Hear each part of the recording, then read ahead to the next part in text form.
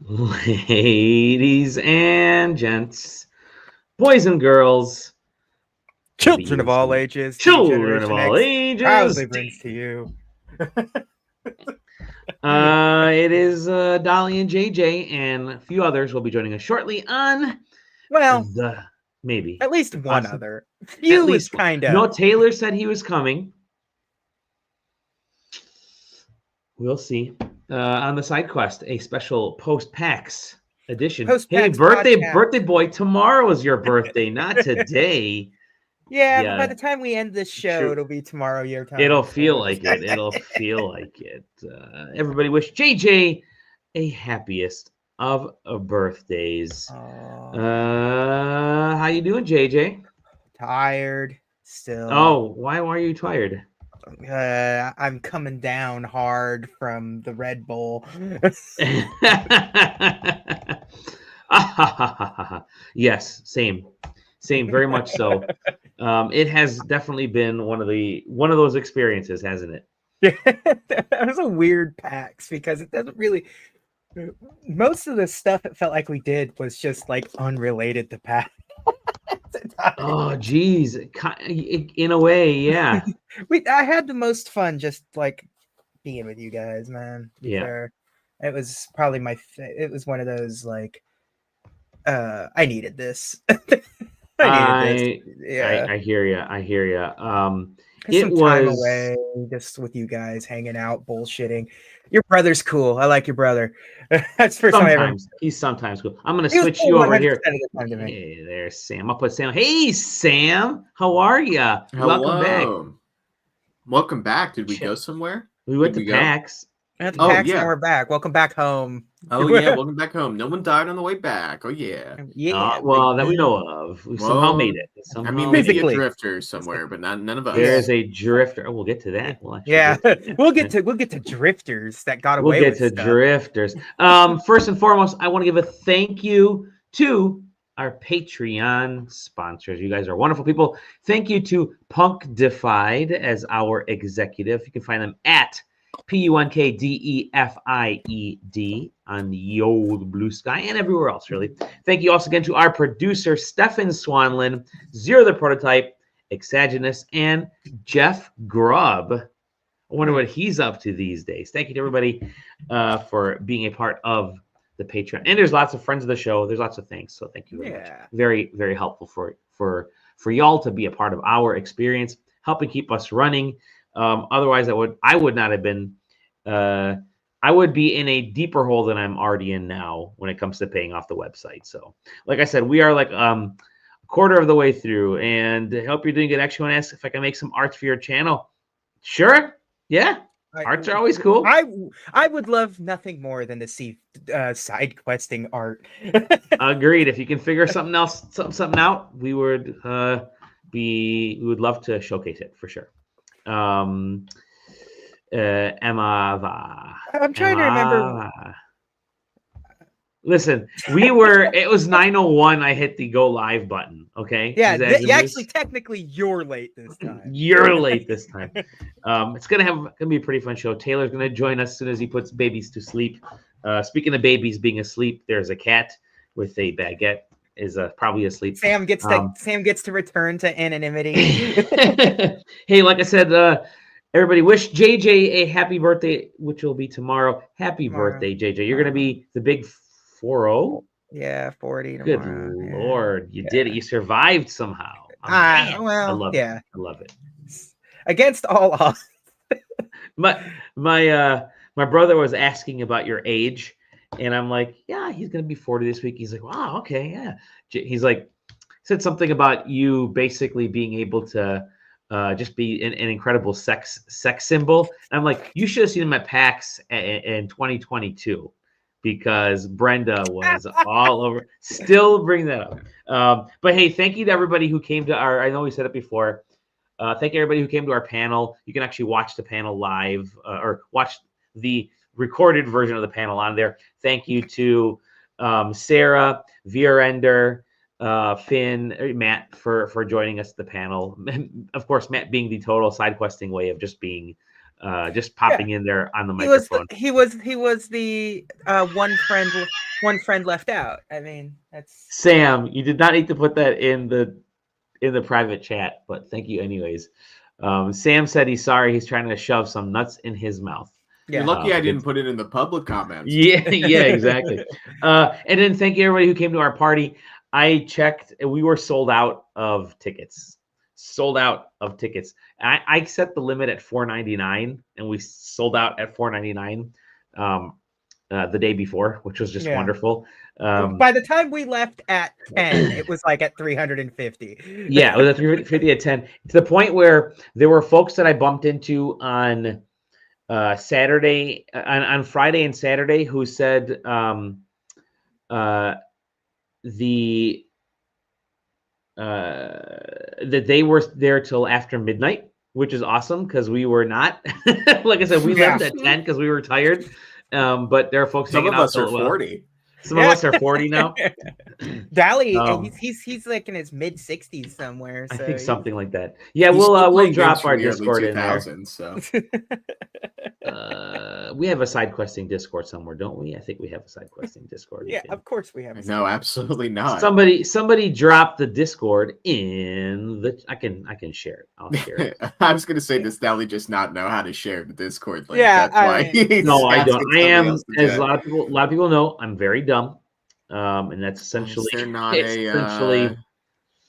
there is the button. Yeah, it's on the. I'm just gonna keep vamping while you figure your old man stuff out. I got it.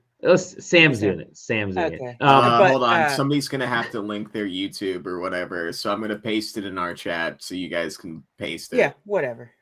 Okay, I'll copy this link and drop it in the major one. Thank you. Go ahead and join the Discord. And you can find any of us in there. Find word, just anything. Anyways, continue. Yeah, I got stuff I'm pulling up. Sorry. I'm gonna say I enjoy the band every year at that party. Yes, they're so good. They're so good. That's kind. To be fair, that's kind of half the reason I ever go is I just want to hear that band go nuts. Yes, totally. Yes. They were so good this year too. Yeah, I got them to play Not Like Us, which is big for me. Yeah, oh man, we were waiting for them to drop the gamer word. Yeah, I believe they played at least while we were there. Both Panic at the Disco, My Chemical Romance, and for Shirley they did play a BTS track. Yes, so played some K-pop, played some. They actually played some classic rock, played some hip hop. Yeah, they fucking killed it. They were awesome. They were great. BTS track actually did some Tay Tay.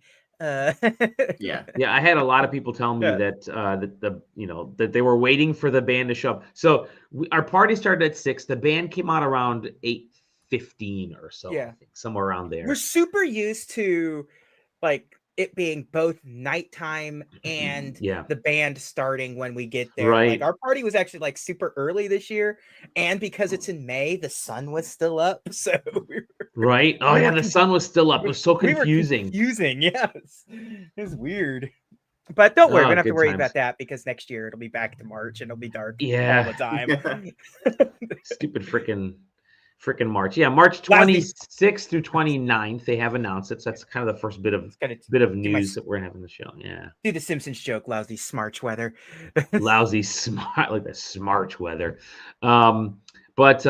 So meanwhile, we have a lot of stuff happening. There's a lot of games that we saw that we didn't get a chance to. That's basically what the back half. That's going to be the review section of the show. Is the rest and the rest. The rest. There isn't a ton, I mean, there's not a ton of news that I want to go over. I'd rather kind of focus on the stuff. I did want to bring up one thing, and that is Giant Bomb is back. They were gone for the whole 8 days or less. Roblox. Holy shit! Is that Undertaker's music? It's Jeff Grubb. It's John Cena's. It's the glass breaking. The glass breaking. Yeah, we actually found out about it in the wildest way. Should we wait? God. Should we wait for Jeff whenever Jeff's able to make it to go over that story? He's not going to hear this. Okay, so we'll bring it up with him again. So we're hanging out, and all of a sudden in our Discord, this is Friday night. We're hanging out. It was Friday night. I don't even think we were, because it was Friday night. Were we in the room together? We were in well, maybe not together, but I we were. didn't hear about it until the next morning. I think. So we were in our room. You guys were joking about Roblox, I think, when you showed up. So what had happened was, good old fashioned Ryan Gann posts, "Hey, what is this?" And it's a screenshot of his Xbox messages. You have to preface it a little better than that. It was his son was using his Xbox account. Yes. To play some video games. Yes. When he got a particular message from Milord himself, Jeffrey Grubb. So let me. I wish I could share this. Let me pull this up. I have the image here. You have to, in order to understand this, you have to understand the Grubb-Gann relationship. Yeah. So where Jeff Grubb and SideQuesting's own Ryan Gann and SideQuesting Jeff Grubb have known each other for a long time. They go way back from the combo days, from the that's a combo with the K. Even before, exactly. Even before that, from the oneup.com days. Yeah.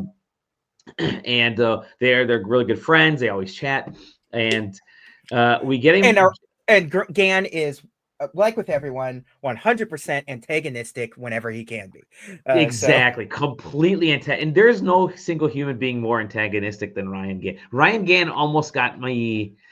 Was joking about my kid getting doxxed in elementary school. That's Ryan Gann for you.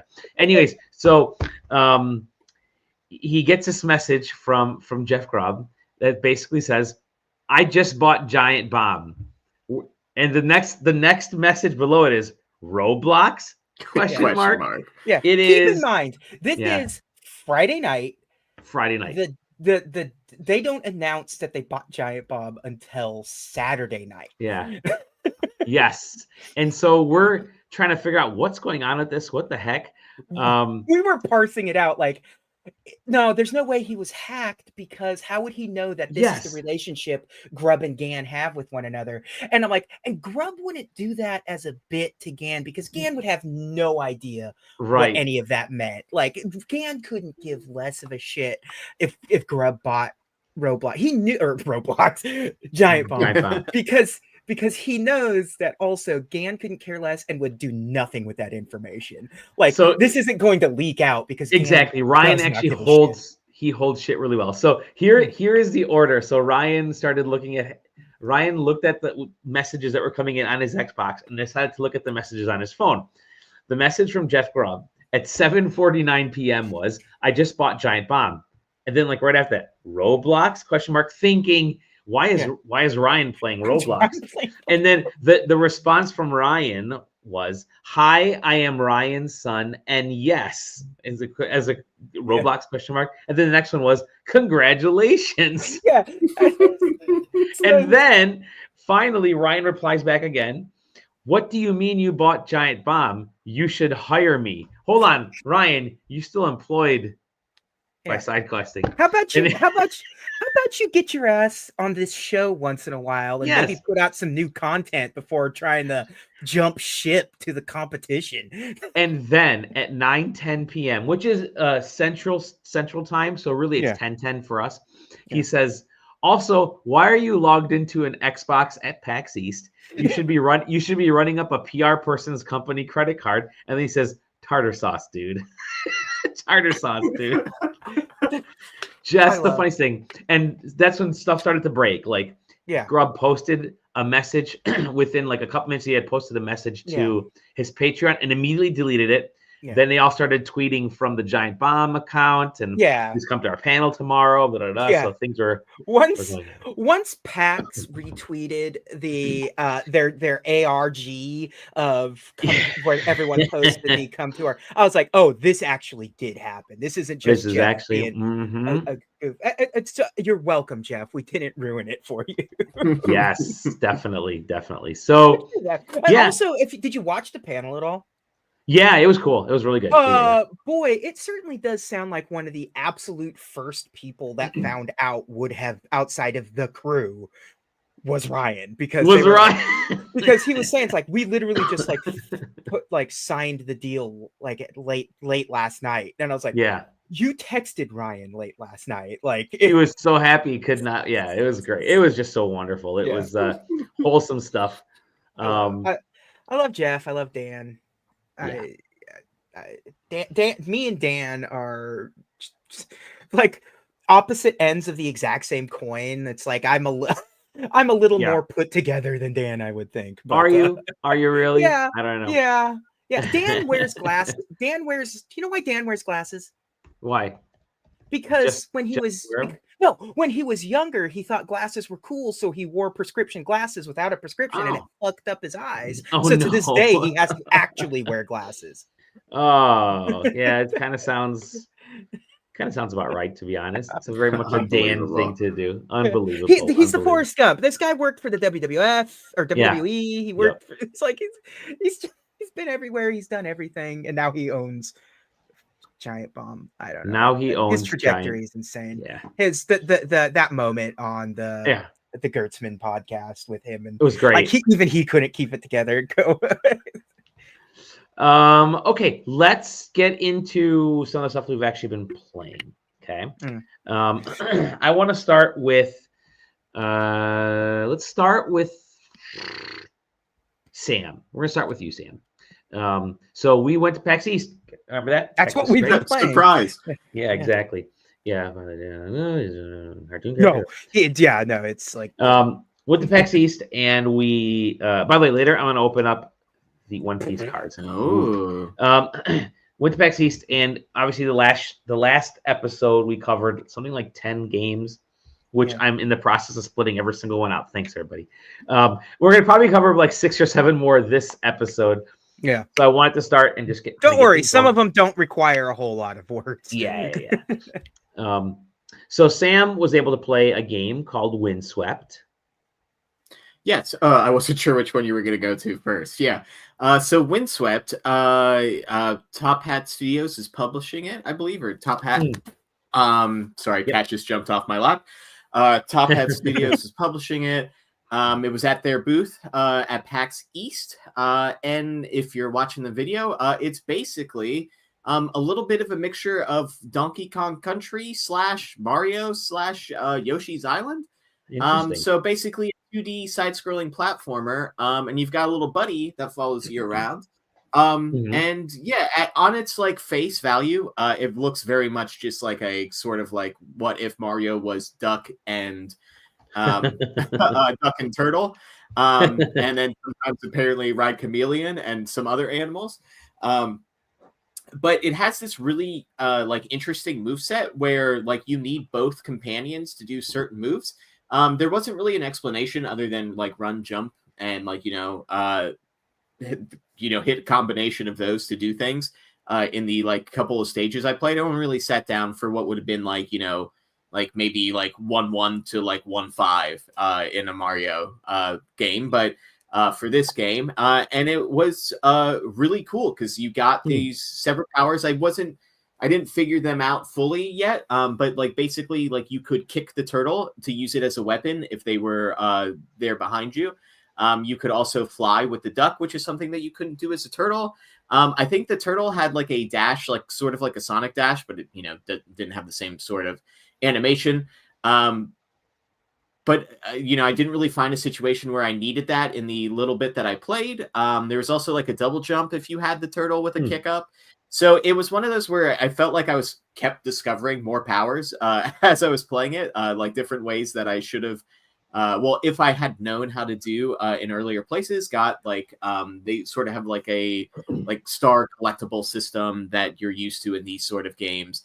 And there's of course bigger ones, and if you find them all, I'm sure you get something at the end of the stage that I could have gotten to if I had known some of these movesets. So I think if you're into those like Mario like style like games, like I think this one's really gonna hit. The animations and stuff look really cool. As I was saying, it sort of gives that Yoshi's Island vibe, which I'm a huge fan of the Yoshi Islands games. I know those are sort of not everybody's tea, especially the like old school Super Nintendo one, too different from Mario for them. But let's ask a quick question here. Is Yoshi's Island a mainline Mario game? I mean, I think so, but I don't think any of the other following titles from that are. Okay. But it's a fight yes. it's a fight that occurs on Blue Sky quite often. Yeah, I think I know. Jeff Grubb himself is quite vocal about his opinions on this. I mean, I get it. It's the same thing as like, do you consider like the like Game Boy games, like mainline Mario games or whatever? Yeah, like, but still, not important for this discussion. I think it's very good. Not sure when it's planned to release, but demo played great. SNES style overworld map too to move between levels. So yeah, keep an eye out for it. Excellent. Very cool. Awesome. You also played another sort of retro-ish style game, I guess you might want to say. I think it was called Cappy and Tappy. Yes, like Windswept, you can play this one in multiplayer, but this one's semi more important to play in multiplayer. So Cappy and Tappy, one of you controls Cappy, which is a little cute capybara that does all the jumping, and one of you controls Tappy, which is dropping these Tetris-looking like platforms to allow the first player to platform, essentially. They have ways of destructing the platforms out, and basically as the game moves on, you will get different challenges and different ways to force you to interact together as players. There is also a single-player campaign, so you can play it yourself. So like your left hand controls one character, and your right hand controls another character, essentially. It's more like the left and right stick. But yeah, it's... sort of a smart platformer. I think we really need more of these sort of local asymmetrical games. I feel like a lot of co-op games end up being like either like Smash Brothers style beat 'em ups or like co-op, like just here's a one-player game that you throw a second player into, and this is giving you something that maybe a less skilled platforming player can play. So I'm definitely interested in checking it out. I only got to check it out as single player at PAX East, but there is a demo as well as a couple of some of the other games I think we're talking about today for this game on Steam right now that they updated from the exact same PAX East demo. So you can go on Steam right now and try the exact same demo that I played. And if you have two people, you can play with two people at home. So yeah. That's Cappy and Tappy. Nice. Neat. It's a capybara and a tappybara. Yes. I think that's is that what that animal's called? A tappybara? I don't know. I made it up. I don't know if it's real or not. Okay. No, it's I know it's Tappy's in the name of that animal. I just can't remember. Is it a taper, exactly. maybe? Yeah, probably. I don't know. We can look it up. Yeah. I assume I was just assuming Tally was going to pitch to the third game I talked about. Yeah. So I am going to pitch to the third game you talked about. You played a game actually that got got an award at PAX West. Yeah. Yes. A game that JJ said specifically that I should go and try. So Taylor and I went over to play Control-Alt-Deal, which I was calling Control-Alt-Delete all weekend. But yeah, it is I guess the best way to put it is a social engineering card game where you're interacting as an AI of a corporation on top of this, evil corporation that you are essentially trying to escape, and the best way to do that is to both convince the humans and the other sort of electronics in the place to let you do that. So you're doing that by basically manipulating people's relationships and causing scenarios to happen in this environment that then progresses your ability to get away with even sketchier things to hopefully get you to get away from this corporate hell. And yeah, it was really fun. I made a lady hate going down the stairs so much that she started to sympathize with a vacuum robot that previously hated her. And the two of them got along, so then I could make her, I think they were nachos, or maybe she hated the tofu nachos and I made her something else.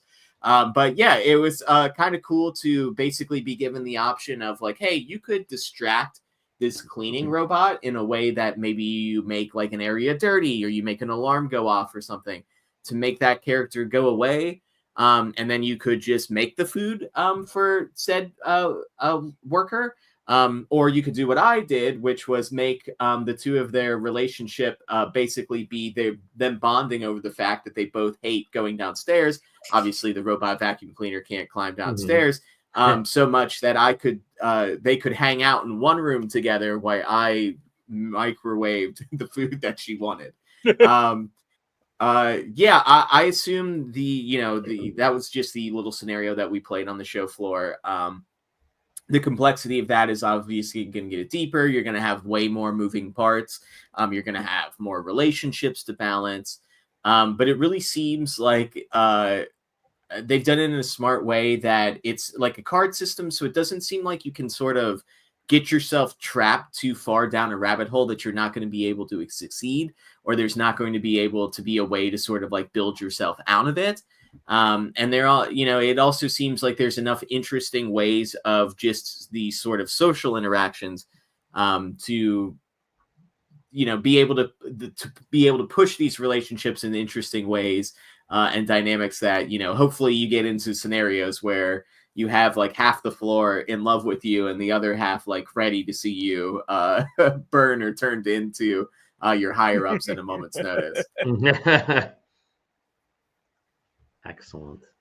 So how long was the demo for this? I think it was about 10 minutes ish, I want to say. I don't know the route that I took. It sort of seemed like Taylor was really trying to get me to distract the robot and just do it, but I really seemed like I really wanted them to become friends. I thought that was important to character building. And who knows, if those characters are involved in like deeper scenarios, maybe I need the two of them to work together. So that's the thing, is like, I'm not sure how much this builds on itself like throughout, or if it's there like, you get sort of one-off scenarios like little puzzle things, but it seems like since it has like an overarching story, that it is a sort of, you're sort of building your way through this corporation and might be even dealing with like multi-levels throughout it. Oh, Dally's muted and Taylor has been. Oh no! Wait, I'm sorry about that. I was saying, hey, there's some breaking news.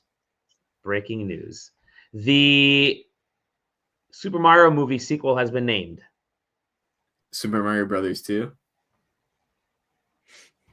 Okay, it is. If I can find it, it is Telemundo. Super Mario World. Super Mario World. Blast. Telemundo Blast. So the movie is going to be called Super Mario World. So there you go. Enjoy. Now Feather power confirmed. Yep. Okay, that was it. Let's see here. I want to talk to JJ, the birthday boy. By the way, hey Taylor, how's it going? Oh, it's going great. Things are great. I thought you were muted for a second, or just purposefully muted. No. We're gonna talk. Well, I was purposely muted before. Okay. Okay, that's all right. I want to talk to JJ right now because there's a little bit of a trend of things that we're going to do right now. First and foremost, JJ, you talked to me a little bit about Overpower. Overpower, which was at the show. Yeah, Overpower relaunched last year. It was like a super 90s collectible card game.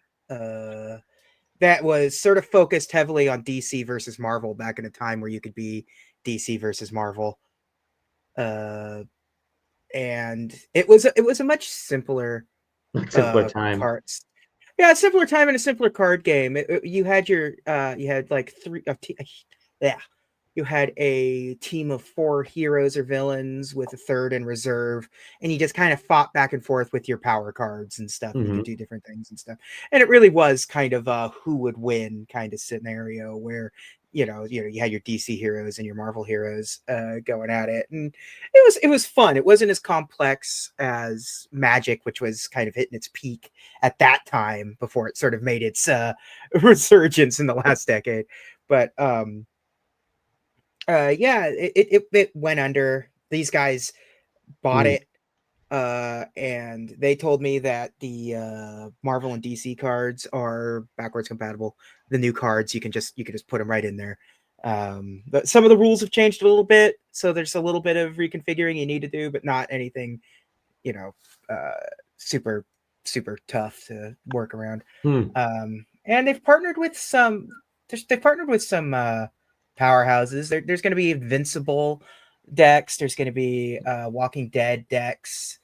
Right now, you just have the Burroughs fantasy horror stuff right now going on. So it's a little more, Zorro and Dr. Jekyll and Mr. Hyde kind of stuff. But they're confident in the future of this thing. They're really kind of pushing it hard. I liked Overpower. Speaking of Gan, when he sent me a care package because he was going to Disney World and I wanted him to get me the limited edition collectible Chip and Dale spoon that they were giving away with Dole Whip. Spoon. Yeah, he sent me 2 of those, a really nice yo-yo, and just like a box just filled. Like I probably have a complete set of Overpower cards now, thanks to Gan. So I'm excited. When they start launching the like Invincible stuff, I may dive in just to see. It's especially if it's picking up any sort of momentum. If I see anybody caring about it at my local card shop, which I don't know. Shop. Yeah. Card shop. SHOPPE. Yield Card Shop. Yield Card Shop. Yeah. So yeah, it was fun. It was just kind of nostalgic seeing it there. I totally had forgotten about Overpower until I saw that logo, and I was like, "Yay!" It definitely was cool to see it there. I definitely, I had forgotten about that game. It is the right place to show it off. Also, it was on the whatchamacallit, main game, like the video game section, and not with the tabletop stuff, which is very weird, but Yep. Yeah. Cool. Well, that section has gotten like more this year especially than there used to be. Yeah, this year especially things were sort of, kind of molded together, one might say, because of the lack of stuff. There was another card game that we got to see, and we actually got to play, and I think we are now allowed to talk about this. So Taylor and I had a chance to go check out Riftbound. And forgive me for trying to find videos for this, but it's kind of difficult. So I will just, we can just kind of talk through it. But Riftbound is based on, Taylor. I don't know, cards. Yeah, there we go. Definitely just cards and not any other IP. And not any other extremely valuable IP such as League of Legends. That has a card game. Right. So yeah, we had not a physical one, JJ. Not a physical on Friday, I believe. Yeah. I think that was Dave that we got to meet, right? Yeah. So this game is interesting because it's definitely set up to play like we get into this room, right, in the offsite, aka our hotel, and you get a pack of cards that are essentially based on different champions. So there's colors, but they're obviously the different champions or commanders, or whatever you want to call them in these kinds of games. And they're usually a couple colors, like red and yellow, or green and purple, or blue and red, or whatever. And I forget my character's name, but mine was like the super strong, kind of a beastie Barabor. Volibear, thank you. Dally is a bear, confirmed. Dally is a bear. And the point is the point is supposed to get you got to get 8 points. And in order to win, to get a point, you either have to capture or hold a location. And to win the game, to get that 8th point, you have to hold a location to get that 8th point. and you get points by battling. You got your deck arranged. You're battling each other, and you're kind of putting out putting out your minions, and you got your main character to the left with their sort of superpower, their spell effect right next to them, and then you kind of work from there. So Taylor, what did you? I'm doing a bad job of explaining it, but it really is meant to play like almost like a hybrid between League of Legends and Marvel Snap in a way, right? Because you're trying to capture these 3 areas and take control of them.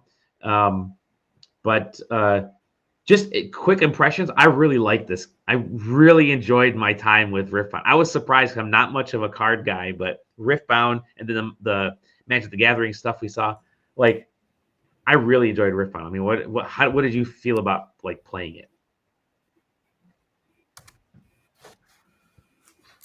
It was interesting. So we were set up in a 4-person free for all format, which I personally, not that I've played Magic, but it's always been to me a one-on-one game. I mean, even a lot of the digital ones that have come out in the recent past JJ Sam, correct me if I'm wrong. I don't think I can think of any of them that are not just one-on-one. Yeah, I can't. Yeah, so that was the default format. Whether or not that was so whether or not that was just like logistically what made the most sense for them to be able to show it to more people easily, I don't know. I think, but that was the first thing that struck me was that was the setup, and then they were like, "Yeah, this is one of the primary ways." Yeah, maybe. Am I wrong? Can you not play Commander with 4 people? Sure.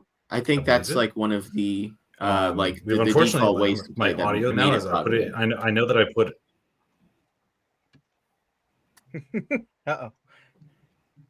Yeah, you got delayed, Taylor. Well,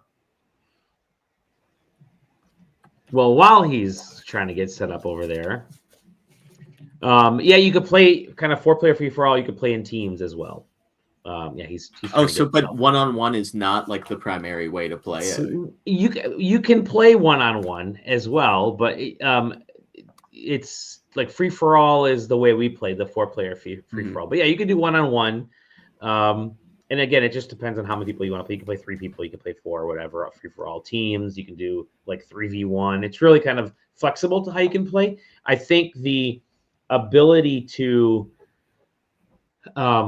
really kind of focus on capturing those zones, though, is what made the game flexible for someone like me who's bye Taylor, please come back for JJ's birthday, Taylor's birthday. But the decks, obviously they're just starting, so they're not like super deep decks like Magic the Gathering. They really are decks designed to get you to understand the gameplay, to utilize your resources so when they don't call it like tapping, you do have to like turn your card for the it has tapping, but it's a legally distinct tapping. It's a legally thing. It's called exhausting. So you have to exhaust it. So when you turn it, so you exhaust. You get like 2 per round. Then you can use 2. Sometimes you have to quote unquote recycle them if sometimes just calling up an enemy or calling up a minion, I should say, or a battler will be like exhaust 1, recycle 2, or exhaust 2, recycle 1, or whatever. And then there's other effects that will let you just like in a lot of these card games that will let you kind of continue gaining these things at the end of the turn and kind of readjust it. Mine was a very power forward deck, which meant that I couldn't get my character out into. Okay, there's Taylor. He's back. I couldn't get my. I abandoned the computer entirely. This is now from my cell phone because I don't. If you've ever tried to use a Dell i5 from like 2018, that's what the experience looks like trying to use Premiere. That was 100% CPU usage all the time, on top of everything else that I'm doing in here being as scuffed as possible because my main CPU is still dead. Oh man. So, all right. So we were doing here. You cannot use the virtual background on your phone, by the way. Oh, not an option. I thought you could. If you can, they did not give me that. Well, do us a favor here, Taylor. Give a thumbs up. Oh, it didn't work. It didn't work. If you is this supposed to like auto trigger and like put a thumbs up? It has a little thumbs up icon. That's yeah. I'm talking about the. Just get that out of the way. We'll look at that! There's got a bike there. Yeah, we got bikes. Yeah, that's because they hang up on the wall because I don't fucking use them. But you use. What we do use is my brain to play Riftbound, to play Riftbound because it was hard. Initially, it was. It took a little bit to. So I was kind of going over the flow of it, right? So you have your character, you have your kind of your main champion, you have their spell effect, you have your hand, then you draw 2 power or whatever every round.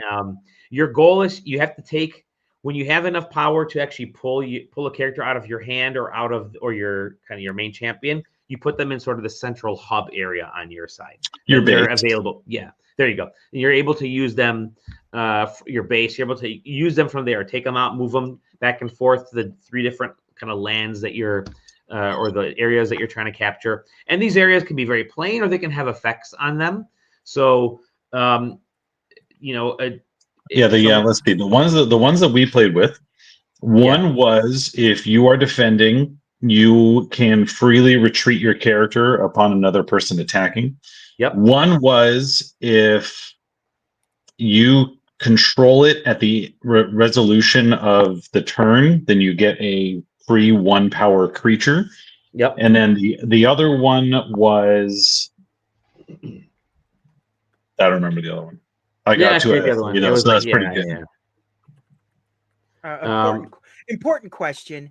How many Teemos did you see in this game? There were no Teemos. Not a single Teemo appeared during our play session. So the way that I'll go over. What's the fucking point? I didn't say that there's no Teemos in the game. I just said that we didn't get one. Right. So the way that they've designed it is that there are core champions, ones that are like they are kind of, to use a magic term, the commander of the deck. And then there are specific colors. Stop me if you've heard this one before. The difference here, though, is that the champion determines what colors you can put in the deck. So if the champion is purple red, you can only use purple red cards in that deck. And I think there were six different colors, if my memory serves me correct. So Teemo, even if Teemo's not a specified champion that is a deck controller, Teemo could be a green character that just shows up and can be a part of it. And so, the conversation was that that's largely balance choices. The decks down the line, different set releases. I think that their goal is, and you might imagine, to get as many of them in there as possible, because that's how you sell more cards. Anyway, so let's go through what we were talking about. So, Dali, you were playing Volibear, which was a really high rune cost. I'm gonna lie, Dali, I think, got his champion on the board at 2 turns before I won. I just waited. I had to just wait and stare. That's all I could do. so Volibear's cost, I think, was 10. I want to say it was 10 runes. 10. Yeah. So the flow is that the person who starts the whole game draws one. They either draw 1 extra card, or no, they draw 1 fewer card but then everybody draws 2 energy. What did they call them? Runes? Was it runes? I think runes. Yeah. So you draw 2 energy runes, which is akin to mana, and then there are certain things where in order to whether summon or play a spell or whatever, you'll have to discard that rune. But otherwise, you'll continue to ramp energy, ramp runes 2 at a time every single turn. So the strategy there is when do you use them, when do you lose them, kind of thing, to keep up momentum. So after you summon a unit, probably not going to be your champion right off the bat. It looked like on average they were 5-ish energy from what I was looking at. Yeah. Unless you're Volibear, in which case you're 10. And the general thing is that, so you'll pay a 2 cost, get a unit out there. It's got to go into the base first, unless it has a special condition, or you can pay a special energy cost in order to get it out there faster. And then you get what is essentially like a combat point towards victory for getting your unit onto one of the play spaces first. And then if you hold it at the start of your next turn, you get a point there too. So you can only get a point, if you take it or if you keep it when your turn starts. So in some ways, there's actually entire play styles where you retreat and then take it again and retreat and take it again, so long as you're not giving somebody else enough points to win. And I mean, that's actually kind of the core of it. You need to get 8 points to win. And the last push over the edge to take the whole thing, you have to take all of the combat areas at once. Was that? I felt like there was another way. Was there another option, or was that it? I think there was other options. I mean, you could. There was one. I think there was one other method of victory other than just taking all 3. You just had to get up to 8 with the last your last 2 points, right? Had to be, or your last point had to be holding on to a spot. Or holding onto it. Yeah. I mean, I went for the first method, which was that I cleared. Basically, I had 4 units in my base. I cleared the board entirely of all the combat areas. Yeah. And because I had 4 units that I could put them wherever, and nobody else was on the board, I was like, so I took all 3, and then that was kind of it. You do have to kind of think a couple times ahead. It was. I kind of like stumbled into that one. I'm going to be perfectly honest.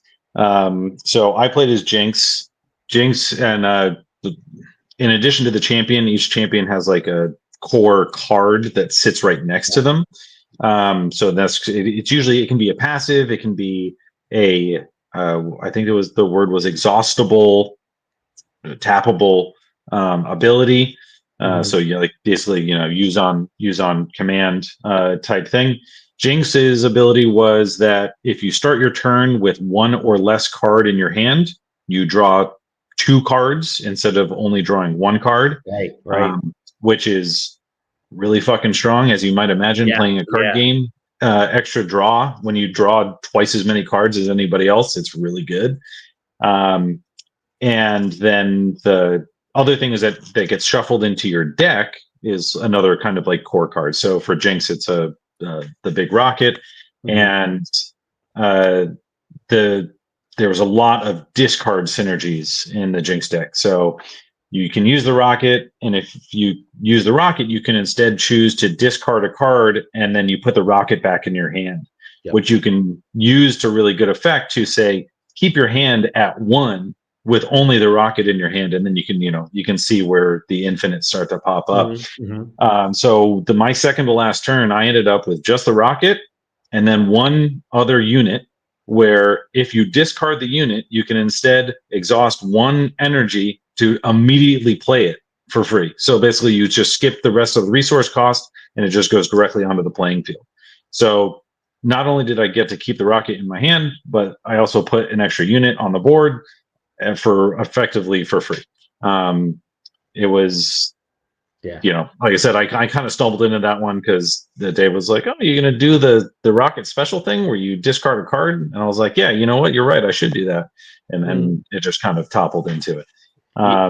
It was you, and I know Dave, the other guy, the lead designer, I guess, was you were, you were both really cooking. Like you guys were really. Yeah. So Dave was playing Yasuo. Yeah, Yasuo. And Yasuo has an ability where he can basically force a character to follow, or like Yasuo's whole thing is that he basically gets double attack if he's aggressing into into one of the battle arenas.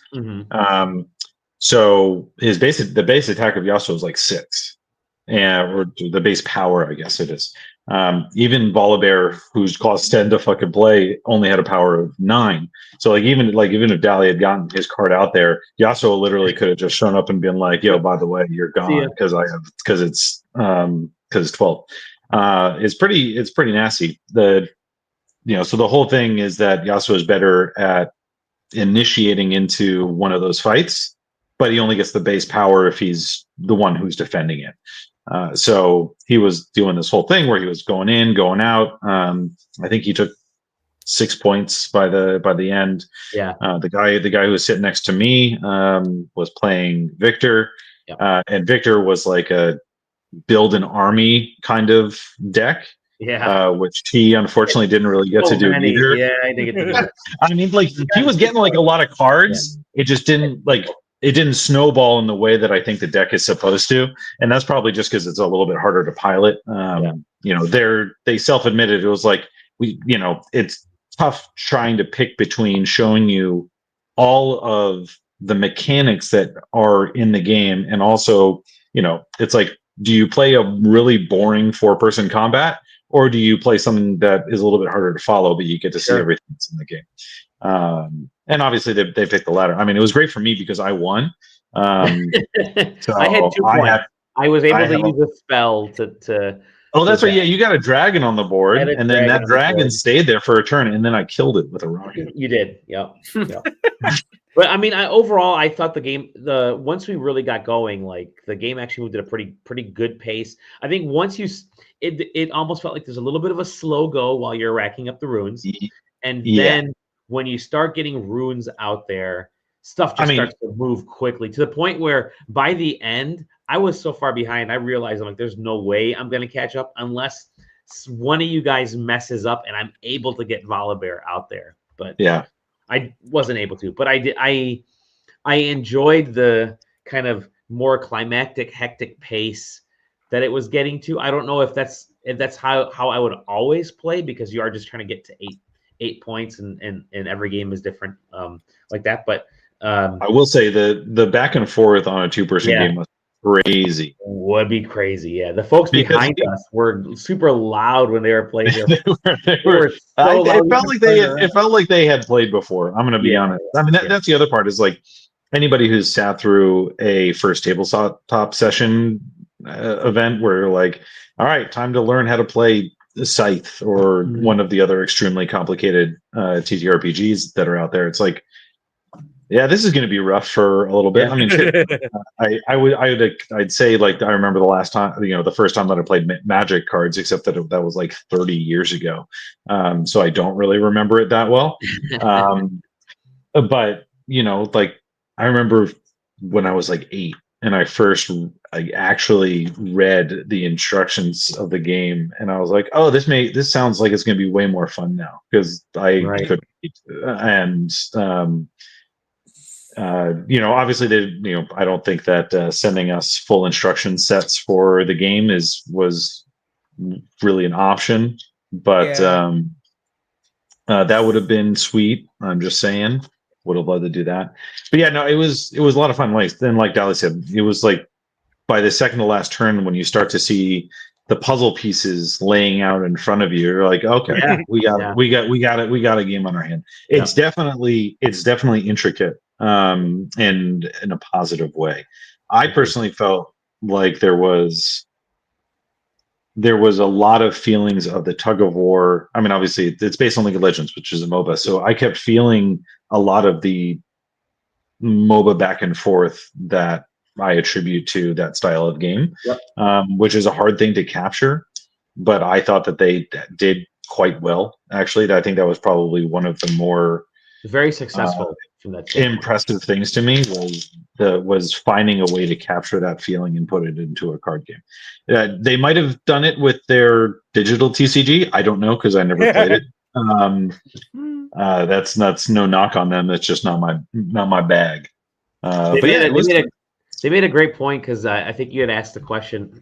How much of this is impacted by the digital game and how much of this will impact the digital game, and they said, listen, it's inevitable that some stuff is going to cross over here and there because it is such a giant expansive universe. People are going to play things a specific way. They're going to want to try to capture some of that feel, but they're trying to keep it as separate as possible for now. But I think, like you said, inevitably some things will not necessarily bleed into, but just give homage to the other.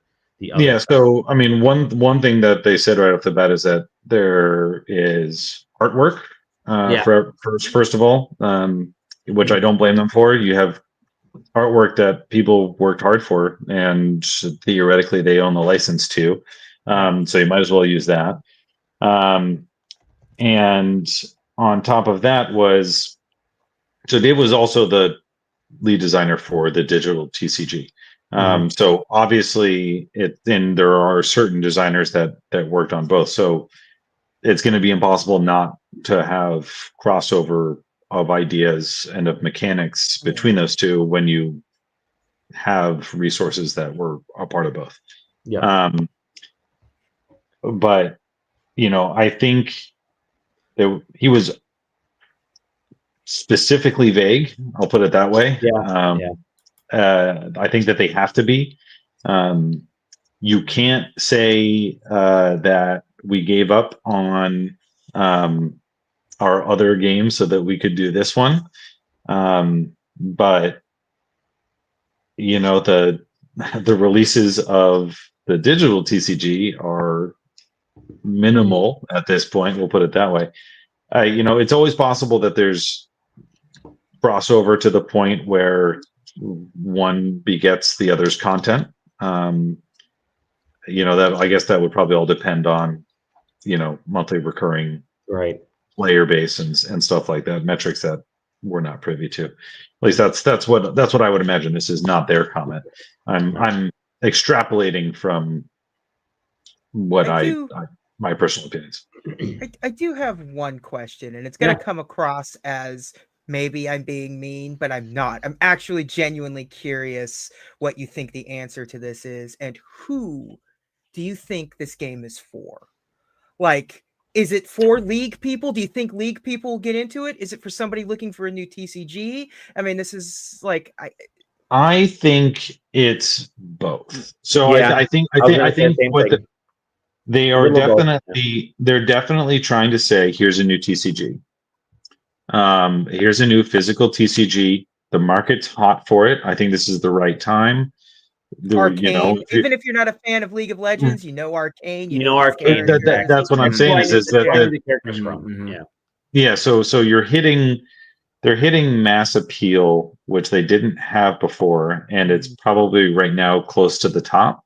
But also, so is the appetite for physical TCGs. I don't think that they necessarily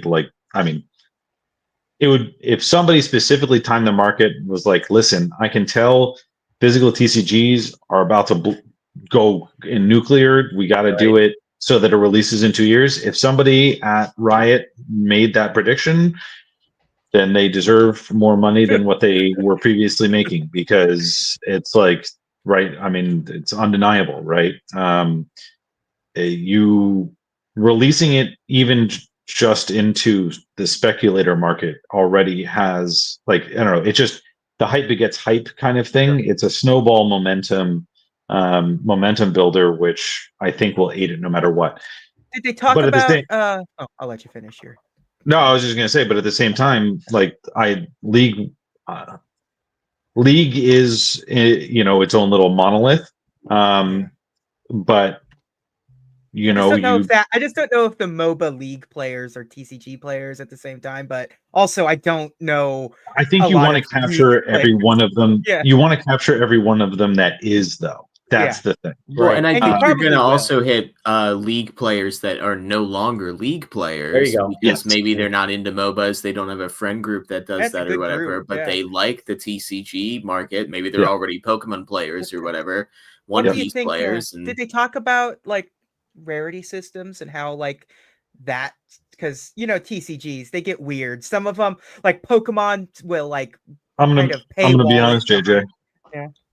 I fucked up and I didn't ask you about rarity at all. Yeah, we forgot about that. Well, That's my bad. excluding rarity, I think you may have like slightly mentioned it, but you mentioned that like they're trying to sell decks. Like first off, that they're trying to sell like these are pre-built like systems of like how you interact with other decks.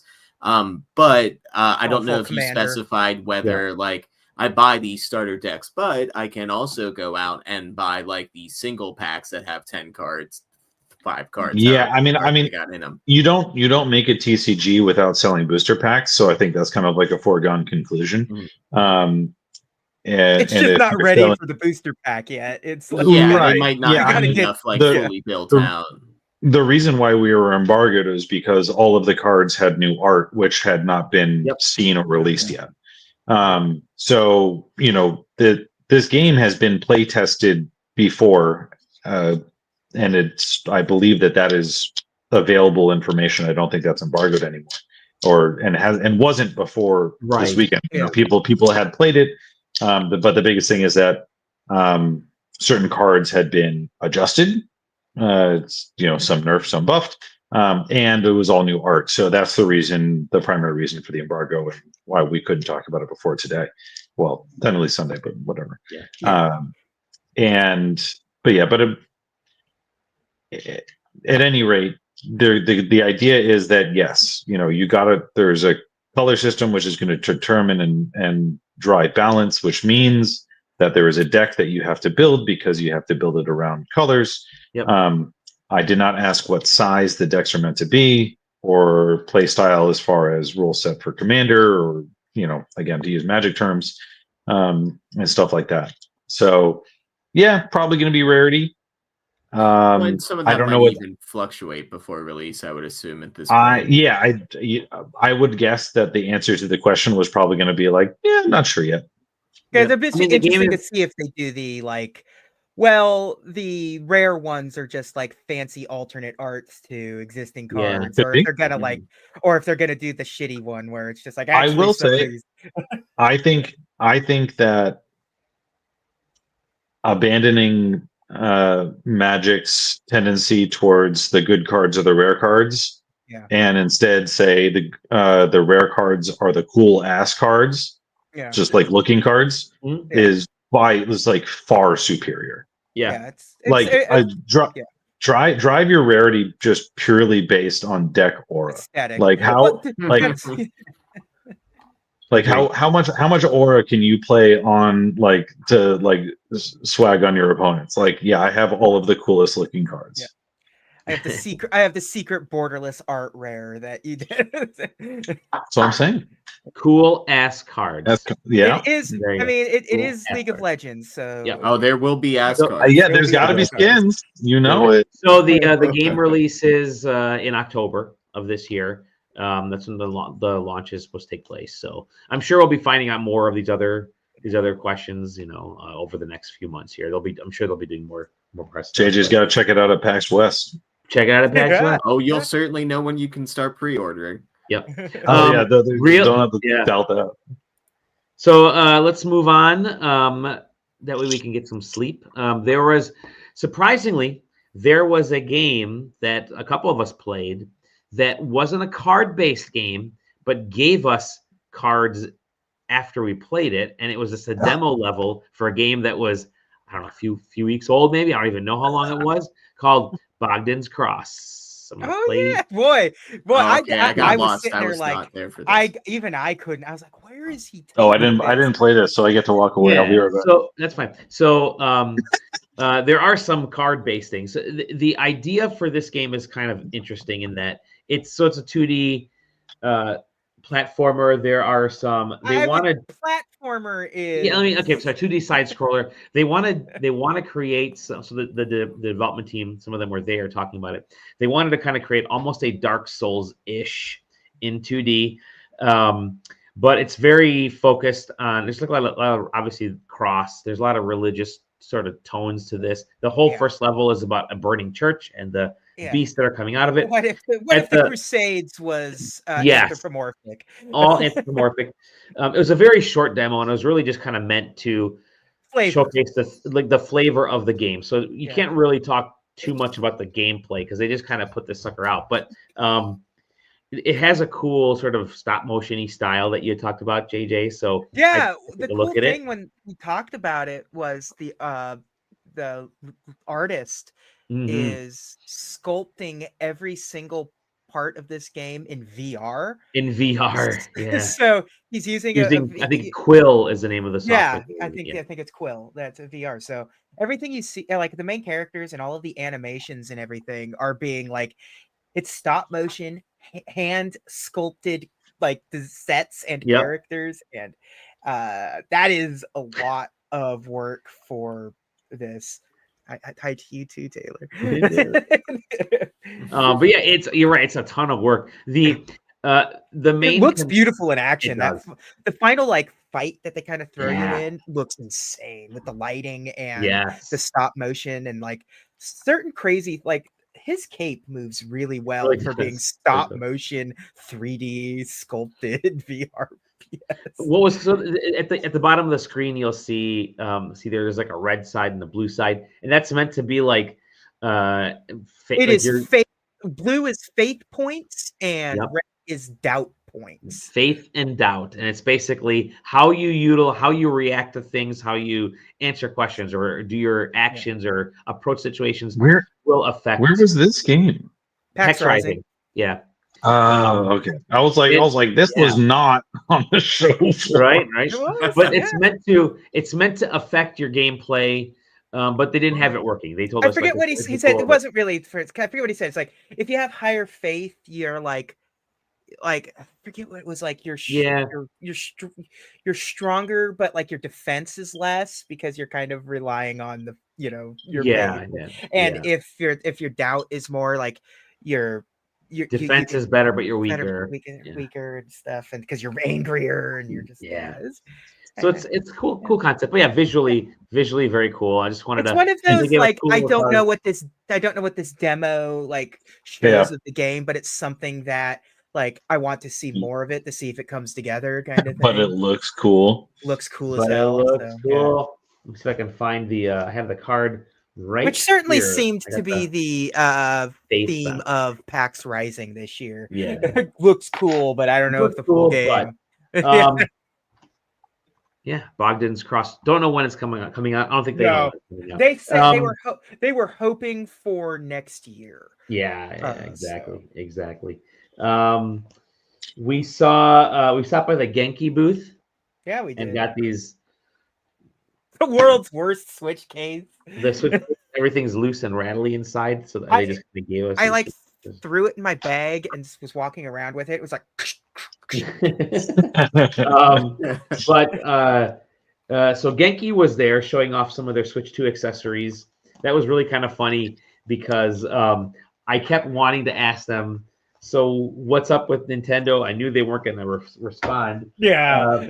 What was interesting is they actually had some pretty interesting looking things. They had the extended. I'm assuming all USB. Of the stuff they had there is the CES stuff that got them in trouble in the first place. Probably a lot of it. Yeah. Yep. They had the cool.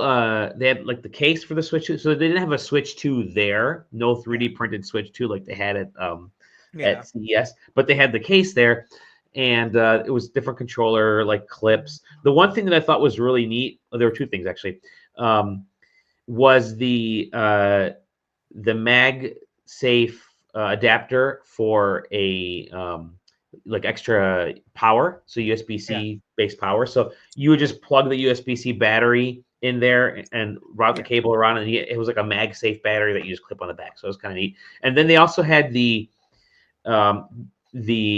clip on for the Joy-Con holder thing, which is the charge grip. Yeah, it's a charge grip. It's the cool looking, really simple ring, Yeah. Which I definitely like that. Just looks like a letter A, like just all the letter A. You like the Assassin's Creed logo. Yeah. But you just clip the Joy-Con on there, and it's slightly more angled, and it felt better than the Nintendo one that we tried at Square Enix. It connected to the charging base with magnets, which was nice. nice. It's all magnets. Just neat idea. I don't think they know when any of these things are coming out.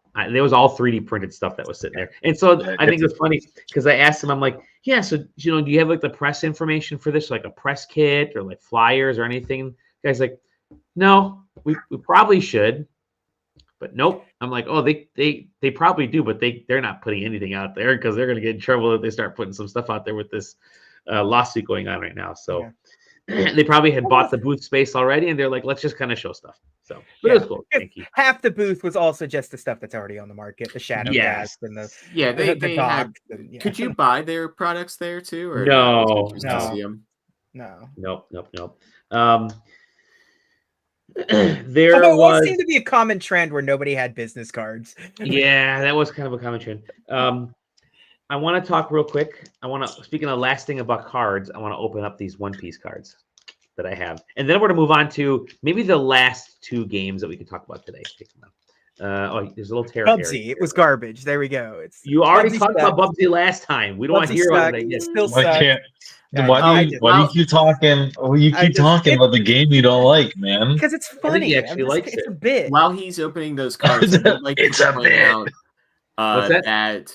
while he's opening those cards, I would like to point out that Windswept and Control Alt Deal that we talked about earlier today are both available on Steam as demos from the PAX East demo that we saw, as well as Gigasword that we talked about. Yeah, I gotta check out Gigasword. Oh, and now also Cappy and Tappy while I'm just rattling off demos that you can get. So download those demos because why not experience PAX East at home?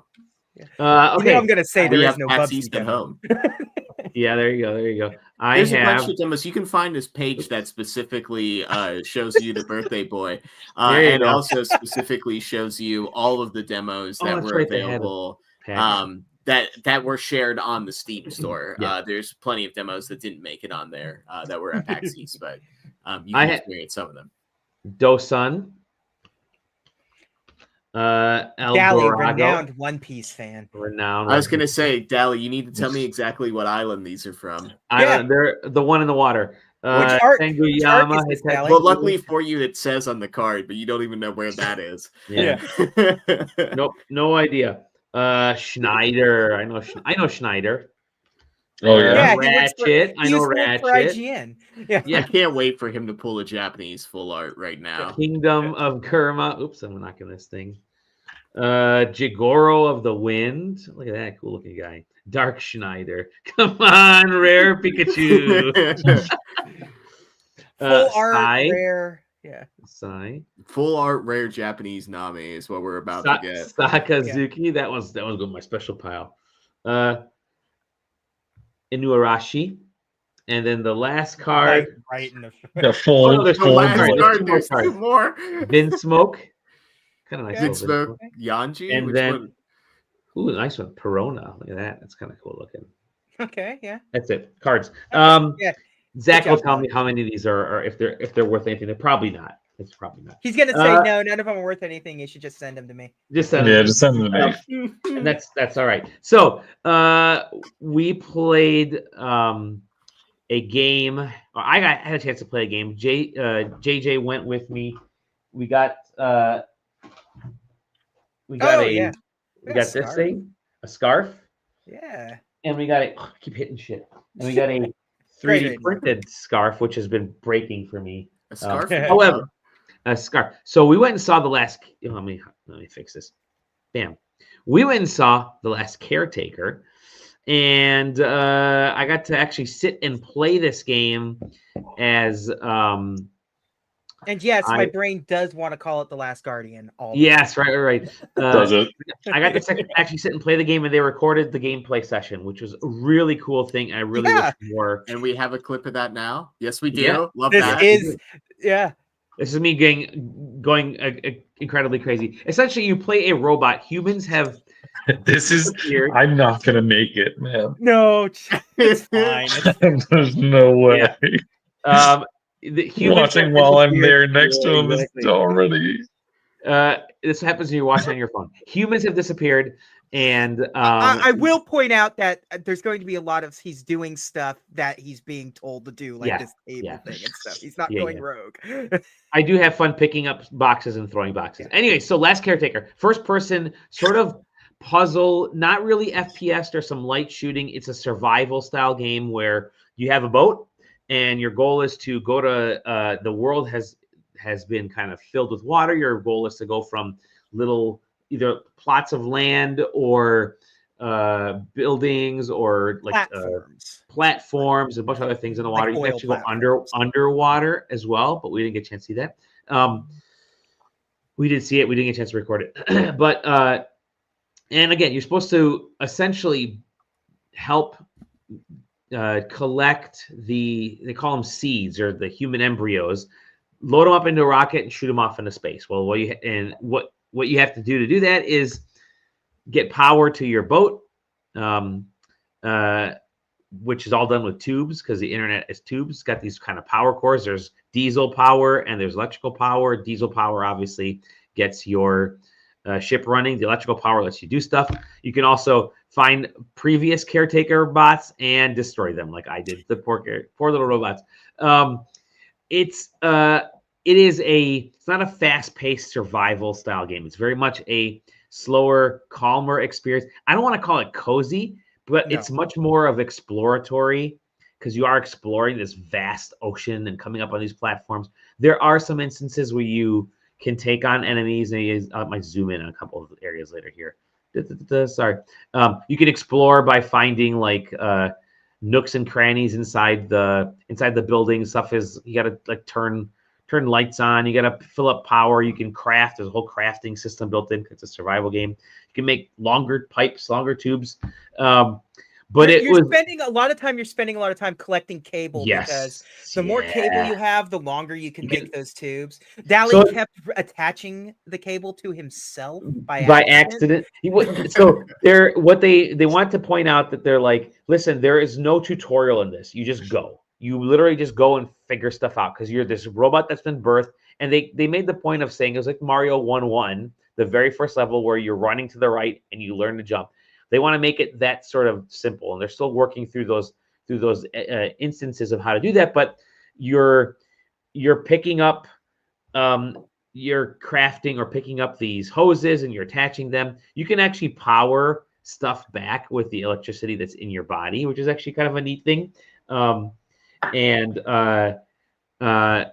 It's just a cool like simple, not honestly simple, but it's a cool concept of survival in the future, not horror. There's some of the stuff you can craft. Also note that your energy is constantly going down. Yeah. So, and there are batteries all over the place. There's fuel. He's picking up the fuel line right here. So I plug it into the diesel. You can plug different things into each other. I want to talk about one minor thing that it's not going to appear on this video, but at one point he leads him to these canisters and tells him to like just attach to it and like wait. And when they're finished, when they're depleted, they make a literal like popping sound, but like somebody did the sound. Yep. So it's very clearly just like a human popping sound, but it's so distinct that like when you're off doing other stuff, you can hear it.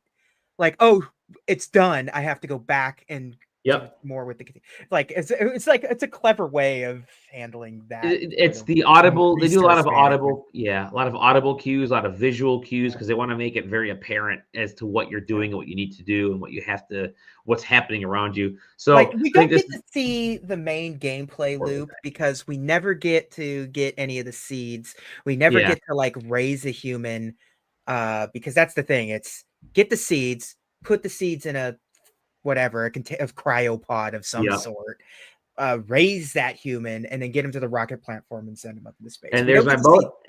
And this is me taking off, just pushing this big chunky boat on. But we don't get to see it. We did see the rocket. We caught up to the rocket and they flew us towards the rocket. They flew us towards some of the platforms with enemies. There are mechanical enemies and there's bio enemies. And the bio enemies, you need the bio data, the bio stuff to feed the seeds. So you need to actually harvest that as well. Yeah. You can make flamethrowers. Yeah, it's real gross stuff. There's dynamic weather, which is actually really cool. They were kind of upset that when we left, it was this, the weather was this, because they wanted he's to like, show oh, us. man. So he paused it and like made it sunny so that he can show everything. But he's like, the fog is not meant to like hide anything. It's literally there because the weather is dynamic. But they did make a point like okay, stop, cool. This game is really meant to have you kind of move at your own pace. You're not rushed to do anything. You are there. It's like there are areas on your boat or whatever that are just like the enemies aren't going to come to you.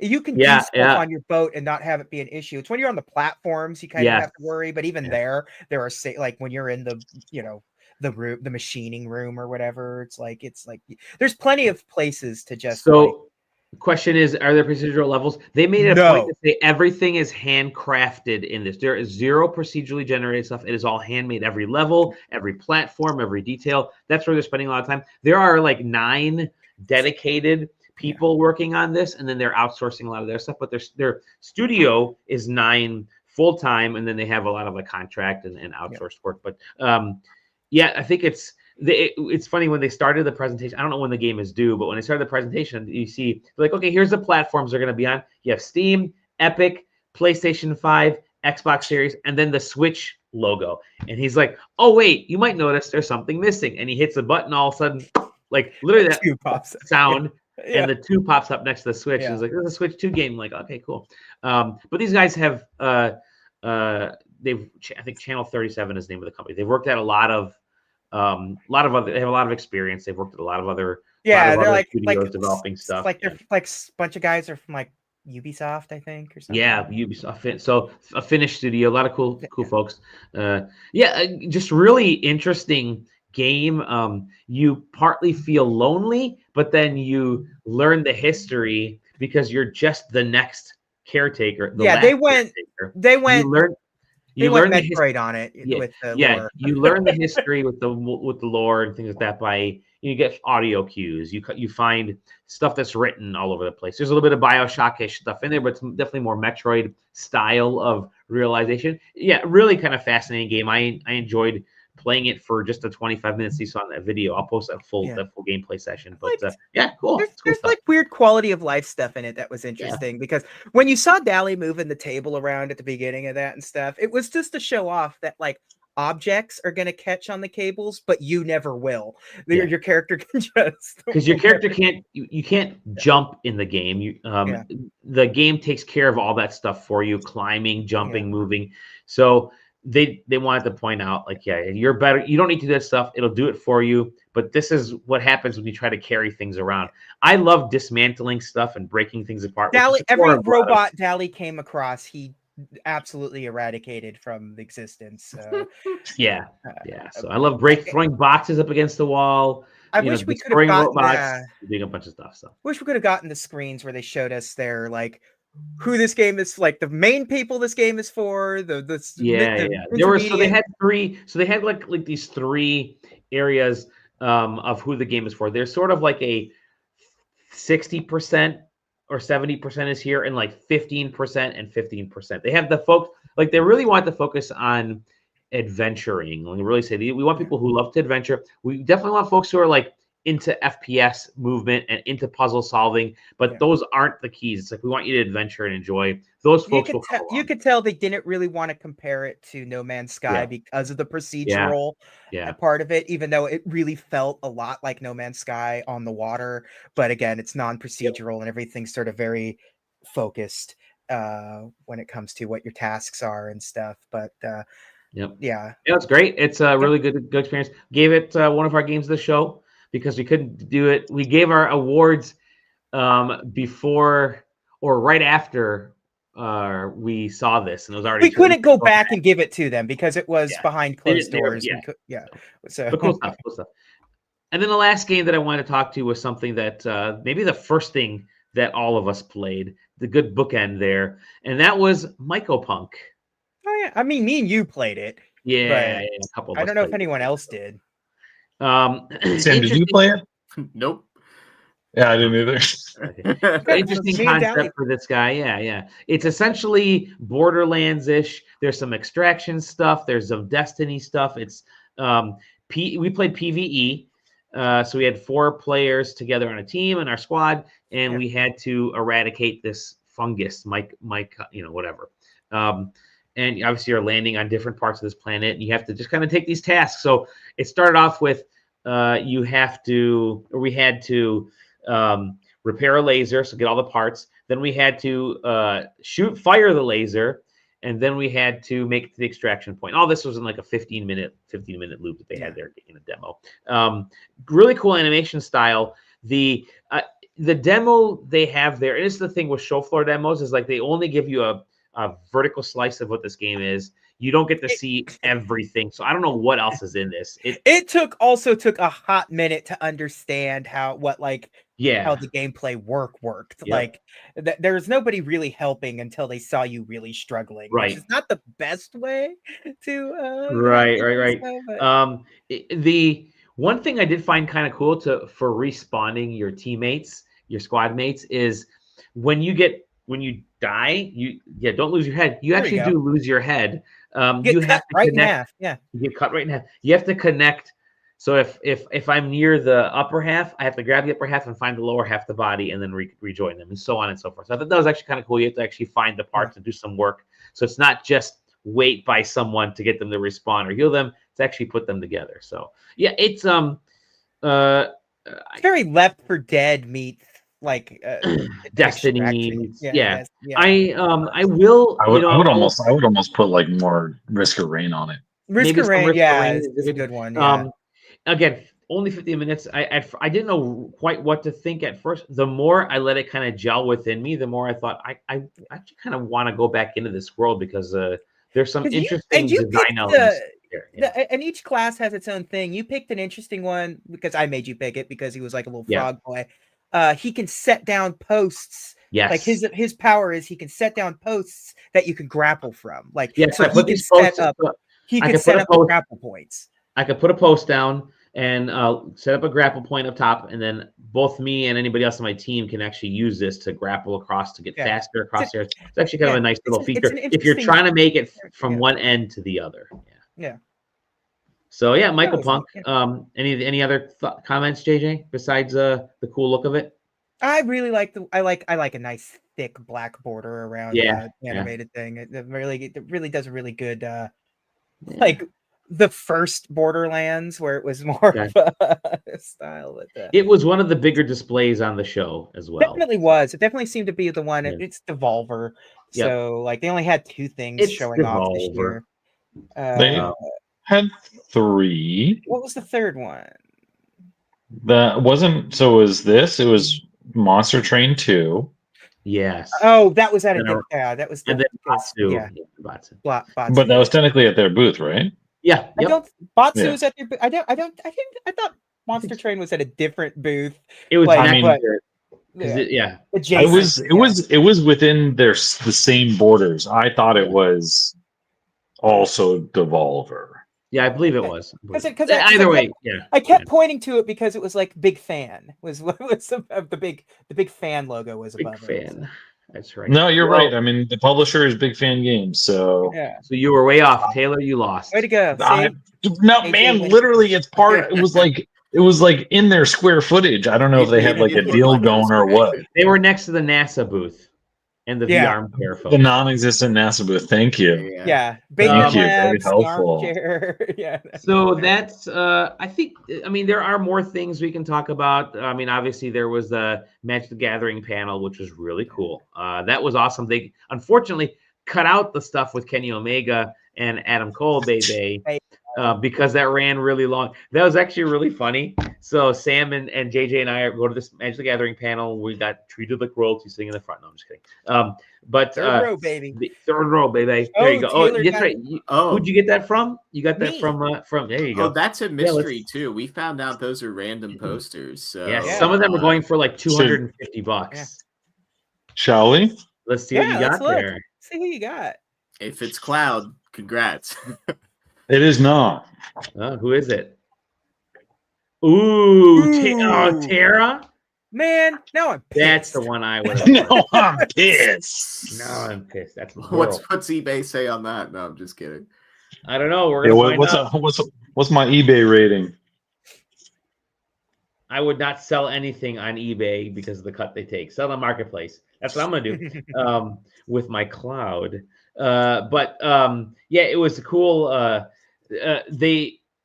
That session they were trying to do this like 2 hours quiz show. Well, yeah, It was long, man. Oh, I mean, listen, I checked in from YouTube. I did not, or from Twitch. I was not there. They tried to do this like gameplay session that had this like they had teams that included like 2 celebrities in each, a wrestler and a celeb on each one. And 4 more celebrities. You just didn't know who the other 2 were. Yeah. Well, you knew them. One was Kimiko from The Boys, and I forget the other girl, the other lady. Anyways, that session ended up running far too long because the whole second half of this expose, they went through Final Fantasy 1 through 6, and then they had to cover 7 through 16, so 10 more in like 40 minutes, whereas the first session was like 35-40 minutes. Then they had like a 40-minute long thing, and then it was pretty fun. Yeah. You saw like while we're watching the video, I kept seeing people come over and be like, "You have to hurry it up. You have to bet." Poor Ben Starr is like, Ben Starr is a champion, man. He's wonderful. He really did a good job at sort of like handling that panel despite all its chaos. Yeah. It was great. But the cards are awesome. We're drooling over them. As you can see in the Discord, it's all we've been talking about. So pretty exciting stuff. Call me excited. Color me excited or something. I've had mine pre-ordered.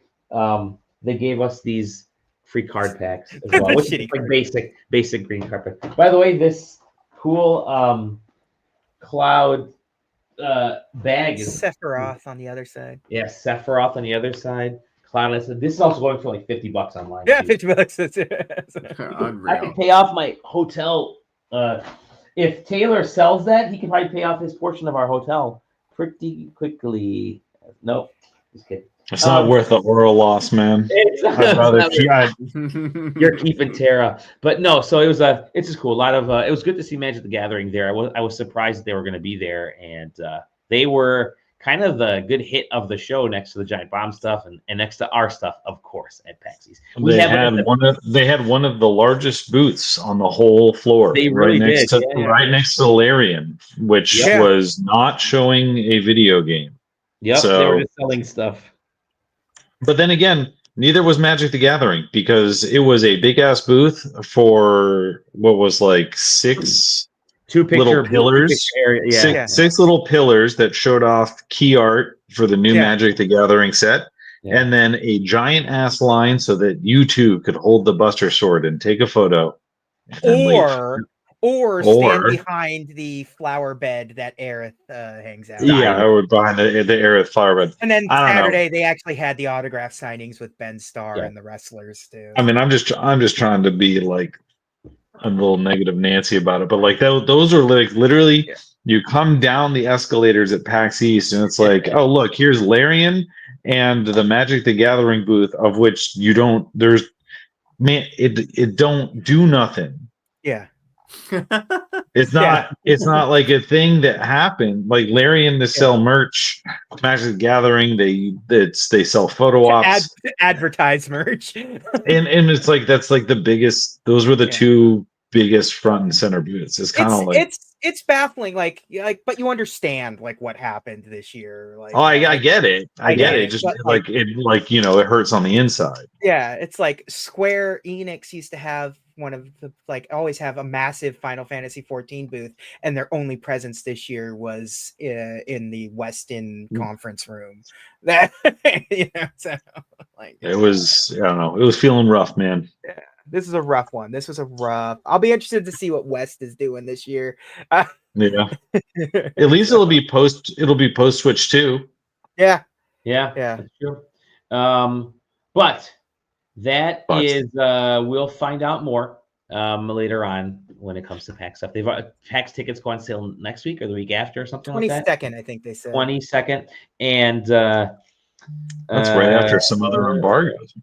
Some other embargoes go up after that. We'll talk about that. And then there's obviously they announced, like I mentioned earlier, they announced PAX East next year as a cold March PAX again. Hi, doggy. Oh, look at the puppy. Hi. Well, the real star of the show is here. Yeah. Tell us Yuki your thoughts is here. Tell us your thoughts on the change in safer Sephiroth. What are your opinions on tariffs? What do you think, Yuki? What you mean tariffs? Tariff. So he doesn't fear the tube. There you go. He doesn't like the tube. You can find us at SideQuesting.com, SideQuesting TV on YouTube and Twitch. I'm going to keep spitting these PAX East videos out as fast as I can. I'm doing like 3 a day right now. We're going to have the best of post. That'll go up in the next day or so. I think we're very happy with the games that we chose, the projects that we chose. And I kind of think that's it. Go to the Discord and find us there. We love you. We'll chat with you. And yeah, with that said, we'll see you in the next episode of the SideQuest. Bye, everybody. It was great to see Zero out there too. Zero came in, hung out with us for a bit as well. Yeah, he did. Special live studio.